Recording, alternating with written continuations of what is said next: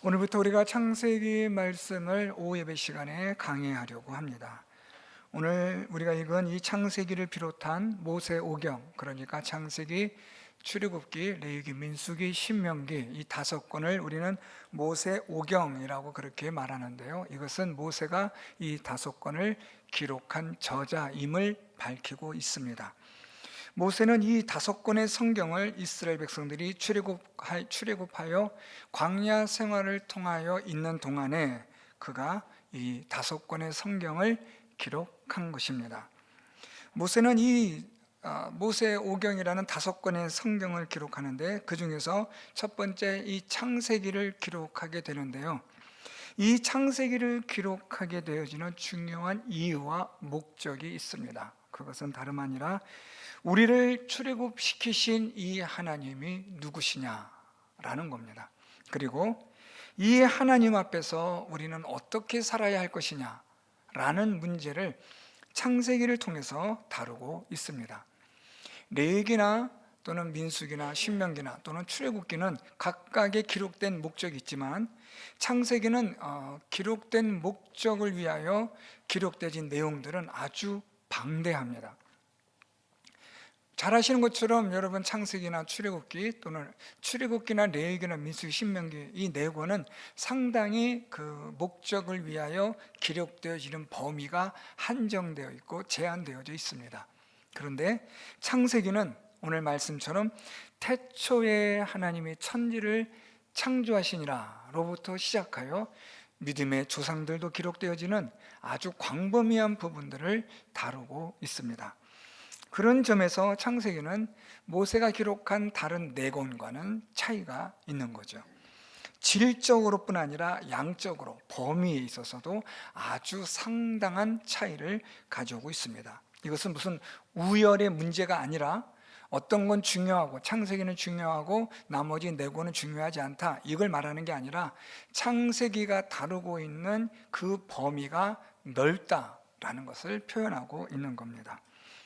오늘 모세는 이 창세기를 시작으로 하여 이 천지 만물의 시작이 어떻게 되었는가, 다시 말하면 하나님은 이 천지 만물을 어떻게 지으셨는가, 그리고 사람은 또 어떻게 지으셨고 이스라엘이라는 이 백성은 어떻게 시작되어서 오늘 여기에까지 이르게 되었는가, 그리고 우리는 또한 이 하나님을 어떻게 섬겨야만 할 것인가 하는 이런 다양한 주제들을 창세기를 통해서 다루고 있다는 점에 볼 때에 창세기는 아주 중요한 가치가 있는 성경이라고 말씀드릴 수 있습니다. 성경 66권 가운데 아주 다 저마다의 각각의 독특성과 특징을 가지고 있기 때문에 우리는 성경 각 권을 살펴보는 것으로써 성경의 그 특이성을 발견하기도 하고, 각 권을 살펴보지만 이 66권의 성경이 서로 조화를 이루는 기가 막힌 일치성을 가지고 있다는 데서도 우리가 하나님의 놀라운 그런 성경을 기록하신 성령의 영감에 대하여 탐복할 수밖에 없습니다. 오늘 본문은 이렇게 시작합니다. 태초에 하나님이 천지를 창조하시니라. 여러분 너무나 잘 아시는 본문인데요. 여기서 이 태초라는 이 표현은 세상의 시작을 알리는 표현입니다. 그러니까 이 세상이 어떻게 시작되었느냐, 이 세상의 시작은 하나님이 창조하심으로 시작되었다라는 표현입니다. 그래서 이 태초라는 것은 영원이라고 표현하는 그런 조금 번역을 하는 분들이 있는데 옳은 번역이 아닙니다. 이 태초라는 것은 이 세상의 시작을 표현하는 히브리어입니다. 영원을 표현하는 이 단어가 있는데요, 이 태초라는 단어 속에 우리의 이 한글은 잘 표현하지 않지만 같은 태초지만 이 창세기 1장 1절에서의 이 태초와 요한복음 1장에서 등장하는 1절의 태초는 다릅니다. 요한복음 1장 1절에서의 태초에 말씀이 계시니라 라고 할 때 그 태초는 오늘 본문 히브리어에서 사용되어지는 이 태초가 아닌 요한복음 1장 1절의 태초는 영원을 표현하는 단어입니다. 그러나 오늘 이 창세기 1장 1절의 태초는 영원을 표현하는 단어가 아닌 이 세상의 시작을 표현하는 그런 단어라는 것을 여러분들이 구별할 수 있으셔야 합니다. 이 세상의 시작은 오늘 보니까 하나님이 천지를 창조하시니라. 자, 여러분 여기서 우리가 강조되어진 점이 무엇이냐면 하나님이라는 겁니다. 하나님. 태초에 이 세상의 시작은 어떻게 되었느냐? 하나님이 하셨다. 그러니까 여러분 이 말씀의 의미는 하나님은 이 우주와 지구와 사람의 모든 것에 있어서 시작이 되시는 하나님이라는 표현입니다. 이 하나님이라는 이 히브리어는요, 엘로힘이라는 여러분들 많이 들어보셨던 단어인데 강하고 전능하시다라는 뜻입니다. 하나님은 강하고 전능하신 분으로서 이 세상의 시작이 되신다, 사람들의 시작이 되신다라는 것이고, 더 나아가면 이 시작의 의미는 하나님은 중심이 되신다라는 것이고, 더 나아가면 하나님은 마침이 되신다라는 의미가 됩니다. 그래서 이 태초에 하나님이 천지를 창조하셨다, 이 세상의 모든 시작과 그리고 그 중심과 그 마지막의 마침, 이 모든 것에 있어서의 가장 결정적인 분은 누구시냐? 그분이 바로 하나님이시다 라는 겁니다. 그래서 여러분, 하나님은 누구시냐? 그분은 우리의 시작이시고 세상의 시작이시고 시간의 역사의 시작이시고 천지 만물과 우주의 기원의 시작이 되시고, 그리고 그 중심이 되시고, 그리고 그 마지막에 마침이 되시는 분, 그분이 하나님이시다. 따라서 이게 왜 중요하냐면 하나님이 시작과 중심과 마침이 되시기 때문에 하나님이 없는 우주와 창조의 모든 이 세상의 것들은 의미가 없는 거예요. 사람의 모든 역사와 이야기 속에 하나님이 존재하지 않는다면 그것은 무의미한 거다라는 겁니다. 허무한 거죠. 오늘 나중에 우리가 살펴보겠지만 혼돈과 공허와 흑암 가운데 있을 뿐이라는 거죠. 하나님으로 인하여 모든 것이 시작이 되고, 하나님으로 인하여 이 세상 천지 만물은 돌아가고, 하나님으로 모든 천지 만물이 하나님에게로 돌아가는 마침이 되어지는, 시작과 중심과 마침이 되시는 그 하나님이 없는 인생, 그 하나님이 없는 역사, 그 하나님이 없는 시간, 그 하나님이 없는 공간, 하나님이 없는 우리의 사상, 우리의 문학, 예술, 무엇이든지 간에 하나님이 없다면, 안 계신다면 그 모든 것들은 헛되다라는 겁니다. 여기서 우리가 한 걸음 더 발전시킨다면 전도서에 있는 말씀처럼, 솔로몬이 말한 것처럼 모든 것이 헛되다. 왜요? 하나님의 존재를 인정하지 않으면, 하나님이 우리의 삶 가운데 계시지 않으면, 하나님이 우리의 시작과 중심과 마침이 되지 않으면 우리의 인생은 헛되고 헛되고 헛되다. 그렇게 이 창세기는 전도서와 연결을 시킬 수도 있는 거죠. 이 창세기를 가지고 우리는 요한계시록도 연결시킬 수 있고요, 이 창세기를 가지고 우리는 성경 곳곳마다 하나님께서 이 세상을 주관하시고 다스리시는 구원의 역사까지도 우리는 들여다볼 수가 있는 겁니다. 그만큼 이 창세기라는 이 성경은 아주 기가 막힌 하나님께서 모세에게 기록하게 하신 말씀이라는 거죠. 그래서 여러분, 우리 인생에 나중에 다시 말씀드리겠지만 참된 의미, 참된 가치, 우리의 참된 인생의 목적, 이 모든 것들을 우리가 깨닫고 알려면 어디로 가야 되느냐? 누구를 인식해야 되느냐? 하나님에게로 나아가야 한다는 거죠. 하나님을 인식할 때에 우리는 바른 인식, 바른 정체성, 바른 목적성, 바른 기준을 가지게 되는 겁니다. 반면에 하나님을 잃어버리거나 놓치게 되면 혼돈과 또한 이 흑암 가운데서 무지 가운데 헤매다가 헛되게 살다가 끝나는 인생이 된다라는 겁니다. 그래서 여러분, 오늘 이 본문에서 하나님이 창조하셨다라는 이 표현은 아주 중요합니다. 이 세상과 우주의 만물의 시작은 하나님이시다. 그래서 여러분, 창세기 1장 1절을 이렇게 이해하셔도 돼요. 우주 만물과 천지 만물의 시작은 하나님이시고, 그 모든 것들을 운행하시는 분도 하나님이시고, 이 모든 것의 마침도 하나님이시다. 이게 창세기 1장 1절이 우리에게 던져주는 아주 과묵한, 어떻게 보면 아주 묵직한 울림이죠. 자, 이런 가운데서 오늘 하나님이 창조하셨다, 천지를 창조하셨다라고 표현하고 있습니다. 하나님이 창조하신 이 창조 사건을 조금 더 우리가 앞으로 살펴보겠지만 좀 더 들여다보면 오늘 1장 1절에 하나님이 천지를 창조하셨다라는 것이 있고요, 1장 21절로 내려가면 하나님이 큰 바다 짐승들과 물에서 번성하여 움직이는 모든 생물을 그 종류대로 창조하시니 라고 창조라는 단어가 한 번 또 나와요. 그러면서 또 창조가 언제 나오냐면 창세기 1장 27절로 내려가면 하나님이 자기 형상 곧 하나님의 형상대로 사람을 창조하시되 남자와 여자를 창조하시고 라고 이 창조가 등장합니다. 이 창조하다라는 히브리어는 똑같은 바라라는 동사로 사용되고 있는데요, 이 창조하다라는 똑같은 동사를 사용하고 있지만 이 문맥 속에서, 문장 속에서 갖는 창조의 의미는 좀 달라요. 오늘 1장 1절에서 하나님이 천지를 창조하셨다라는 것은 절대적 창조, 그러니까 무에서 유를 창조하시는 것이라고 한다면, 1장 21절에 하나님께서 이 큰 바다 짐승들, 물에서 번성하며 움직이는 그 모든 생물들을 종류대로 창조하신다라는 것은 하나님께서 이 모든 생명을 가진 것들의 창조주가 되신다라는 의미예요. 그래서 생명에 관한 하나님의 그런 생명적 창조라고 굳이 말한다면 그런 의미가 되고요, 1장 27절에 남자와 여자를 창조하셨다, 하나님의 형상대로 창조하셨다라는 것은 하나님의 창조의 가장 최고의 가치 있는 창조라고 우리는 그렇게 표현할 수 있습니다. 그래서 여러분, 이 하나님의 창조가 무에서 유로 생명이 있는 것들로, 그리고 나중에는 하나님의 형상으로 창조하셨다. 여러분, 이렇게 보시면 어떤 무언가가 지금 보이시나요? 무엇이 보이냐면 하나님의 창조가 점점 발전되어지고 진보되어지는 거예요.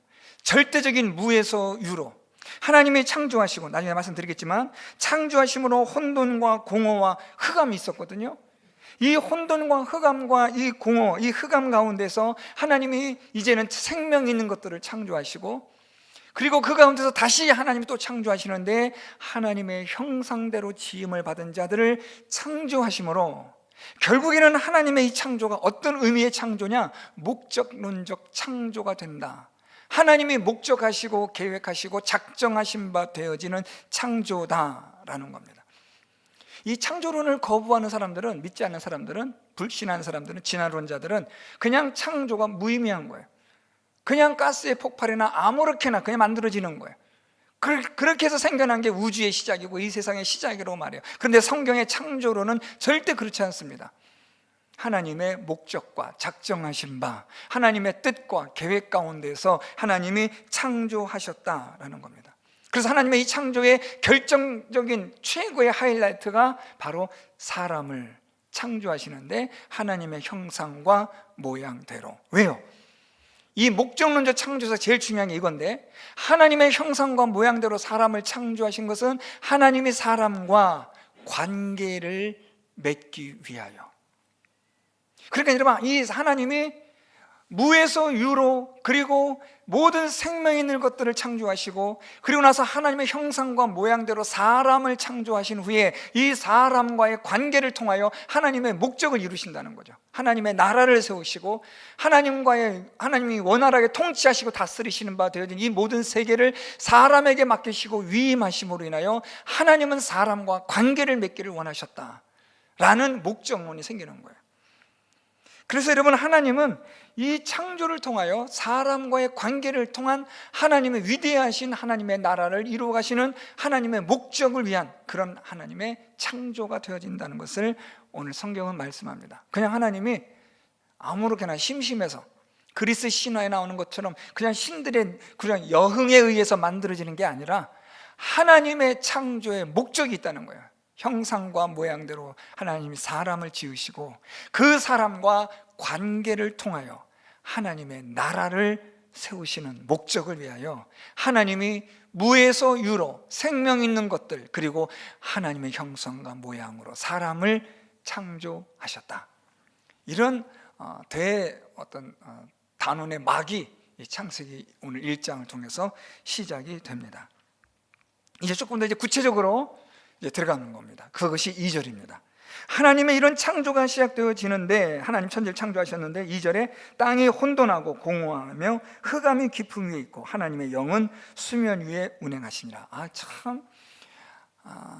뭐라고 표현해야 되나요? 아주 웅장한 무슨 음악으로 얘기한다면 아주 오케스트라가 그냥 꽝꽝꽝꽝 하면서 뭔가 꽉 치는 그런 강조 형태예요.